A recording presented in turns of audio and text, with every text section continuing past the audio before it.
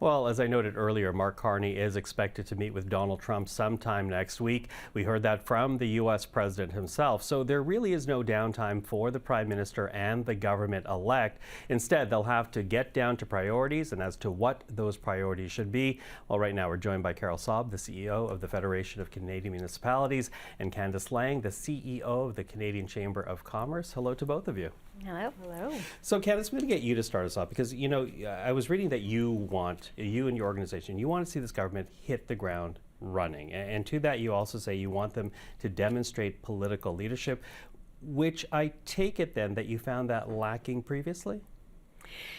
Well, I think, you know, when you look at the moment we're in and we've had to endure over the last few months, you know, we've been closed.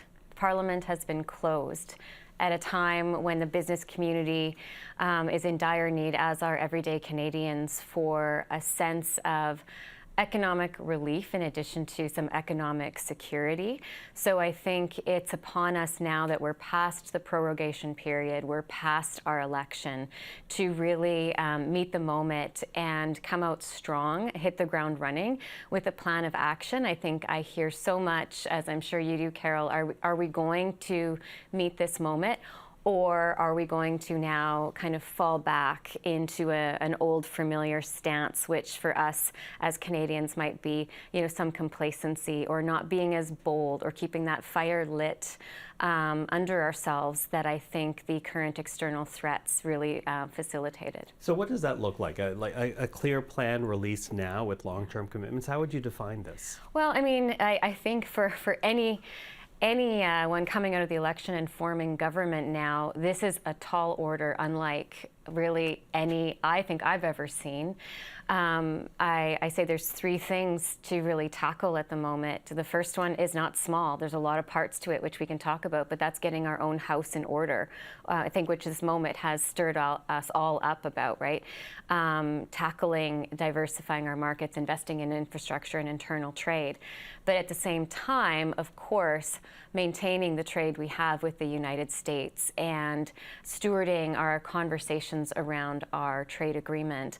But then, globally, we have many important conversations to lead in the next upcoming weeks, not only with the G7 in June, but in 2 weeks, we have right here in Ottawa, the B7, the Business Group of Seven meeting, and our theme is economic security and resilience, and we have hefty topics, including what's the future of global trade, and hopefully maintaining the multilateral collaboration we need to maintain a predictable but newly maybe reformed set of like a rules-based system. Yeah, it's interesting you say predictable, and I turn to you right now, Carole, because I would assume predictability is something municipalities want right now too, because fair to say there's a question mark as to where the municipalities lie in this discussion.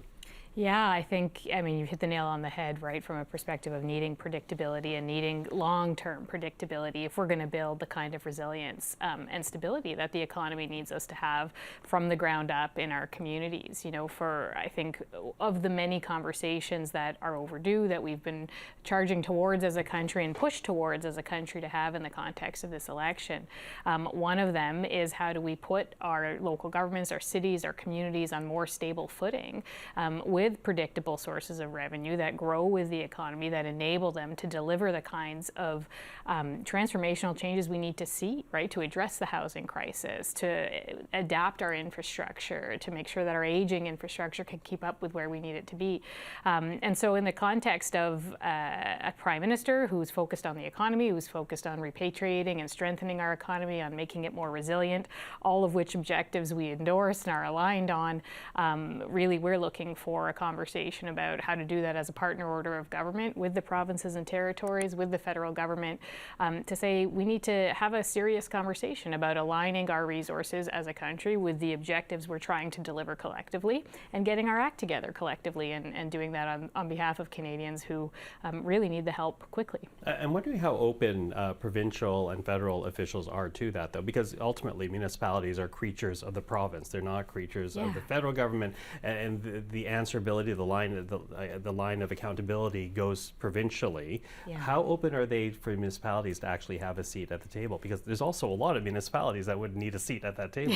They are. Thankfully, there's an organization that brings their voices together in FCM and can represent them in this conversation.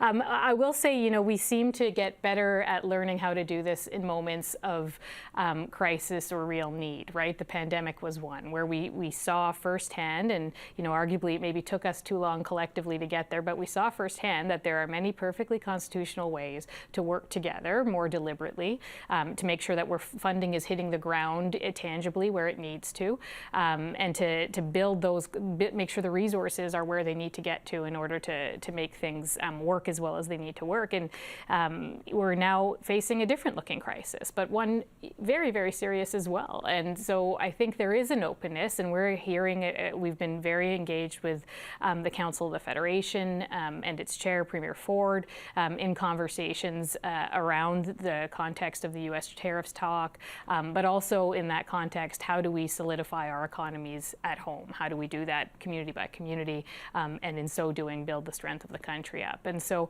I think there is an appetite. Whether or not we've been pushed to have one or not, we can talk about another time, but I do think it's there. And really, I honestly believe the conversation is inevitable. And so it behooves us, as we're looking at taking other proactive measures, taking down interprovincial trade barriers, which we've been pushing for as well, looking at trade enabling infrastructure. We also need to have this conversation about how do we fund growth? How do we fund the priorities that we need to deliver so that Canadians can enjoy both a better quality of life, but also a strong and stable economy? Mm-hmm. Candace, I wonder, because you're both listing a number of priorities for a government that has just been elected Monday. Things are moving quickly. Are you worried that they might pick and choose rather than deploying on multiple fronts in this moment in time?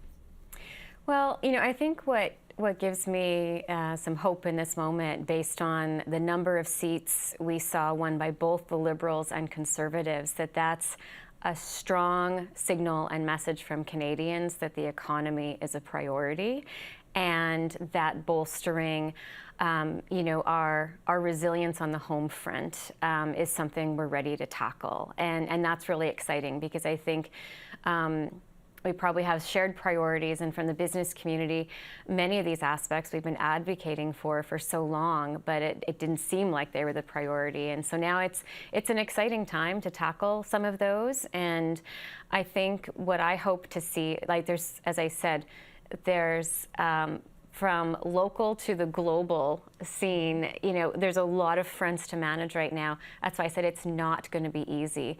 But I think one of the things that I'm hopeful to see, we kind of have the pedal to the metal on, is internal trade barriers. Because to my point earlier, I think that keeps the momentum going. It keeps Canadians engaged, because we've lived with this for so long. We've been tackling it, some say, for 4 decades. I'd say for 150 years. Because it's really about the maturity of our nation, of doing business with one another. And whether you're a Main Street business in any city or on Bay Street, commerce is about connection. It's about opening your doors to your neighbors. It's about relationships. Business has relationships. So you think about Canada and you think about, oh my goodness, I can make the economic case and the impact on our GDP and the size of the economy, or the percentage that this equates to as an internal tariff. But we haven't talked as much about this being a gateway move for what really could be a future for Canada, where we have actually the strength of relationships in all directions, which I think helps with the momentum we need to tackle all those priorities, whether that's diversifying trade and needing the infrastructure for it, or being in a stronger position to lead the global discussions, which we now need to do as we host the G7 and B7 discussions. And we heard it throughout the whole election, internal trade by July the 1st, infrastructure investments. These are the things that Canada can do in tandem as negotiations happen with the United States. So I don't have a lot of time left, so I'm going to ask each one of you, if you can, in a line, what is your message right now to the Carney government? Carole? I would say that municipalities are a critical and ready partner order of government, and that the only credible conversation about how to repatriate and strengthen and make more resilient our economy is one that gets to the root of how governments across the country work together, and that includes local governments, and we're ready to support and partner in that conversation. Candace? I would say if it looks like, smells like, tastes like incrementalism, that's not where we need to be. This moment requires a transformational mindset and bold action. So I think that's a good test when we're looking at what's next. Are we really coming out of our habits and tendencies? Are we really tackling the current landscape with really all we can muster, which includes just a transformational mindset and bold actions? I appreciate the time. Very interesting time here in Ottawa, so great to have your input on it. Carole, Candace, thank you very much. Thank you.